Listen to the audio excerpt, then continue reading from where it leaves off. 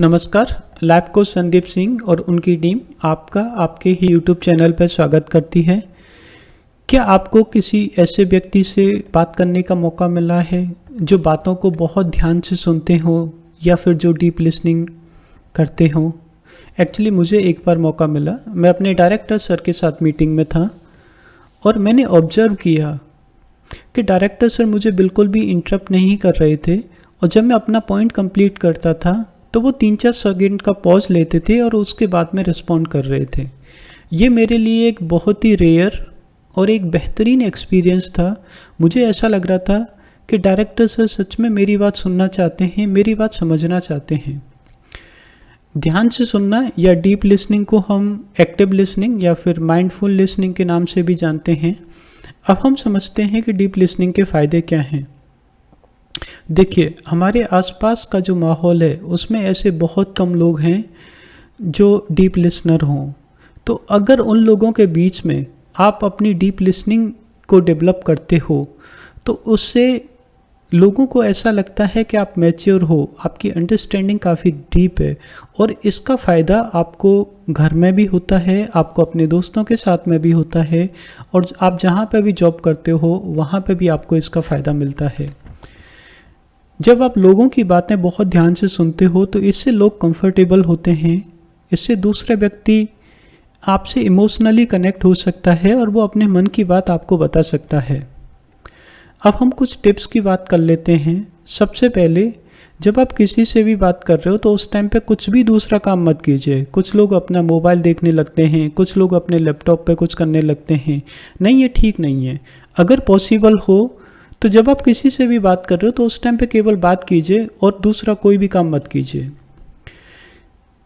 दूसरी टिप, कभी भी दूसरे व्यक्ति को इंटरप्ट नहीं करना है। पहले उन्हें अपनी बात कंप्लीट करने दीजिए और उसके बाद में आराम से रिस्पॉन्ड कीजिए। तीसरी टिप, आपको रिस्पॉन्ड करने से पहले 3 या 4 सेकंड का पॉज लेना है और उसके बाद में रिस्पॉन्ड करना है। मैं समझ सकता हूँ ये थोड़ी डिफ़िकल्ट है, बट आप थोड़ा प्रैक्टिस करोगे तो ये बहुत ही इफ़ेक्टिव टिप है जिसमें हमें 3-4 सेकंड के लिए पॉज लेके फिर रिस्पॉन्ड करना है। एक और टिप कि आपको दूसरे व्यक्ति की बात एकदम न्यूट्रल होके सुननी है, आपको कुछ भी जजमेंट अटैच नहीं करना है। और लास्ट टिप, आप दूसरे व्यक्ति की बात उसके कहे बिना अनुमान लगाने की कोशिश मत कीजिए। आपने कभी कभार देखा होगा, आप कुछ बात बोल रहे हो, दूसरा व्यक्ति आपको बीच में ही इंटरप्ट कर देता है और फिर बोलता है, अच्छा आप ये बोलना चाहते हो ना? आप बताते हो नहीं मैं ये बोल रहा था, फिर वो दोबारा से इंटरप्ट कर देता है।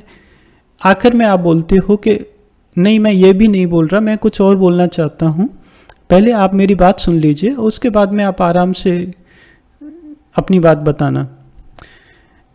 तो हमने यहाँ पे 5 टिप की बात करी, हम एक बार फिर से रिवाइज कर लेते हैं।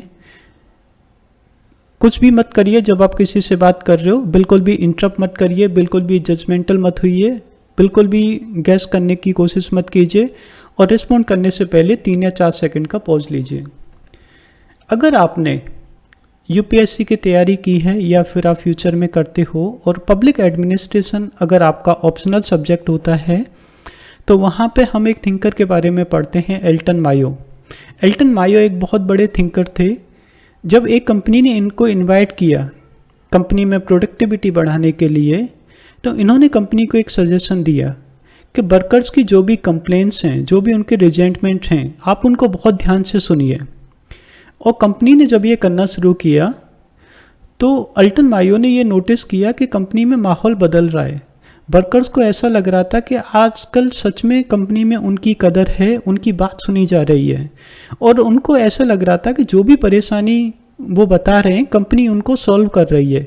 बट सच्चाई क्या थी? सच्चाई ये थी कि कंपनी वर्कर्स की बात बहुत ध्यान से सुन रही थी बट कुछ भी सॉल्व नहीं कर रही थी, बट वर्कर्स को ऐसा लग रहा था।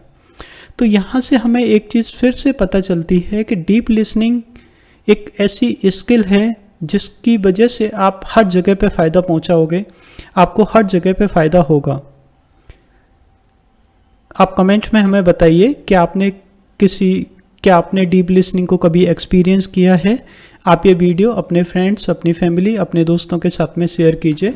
Stay blessed and happy.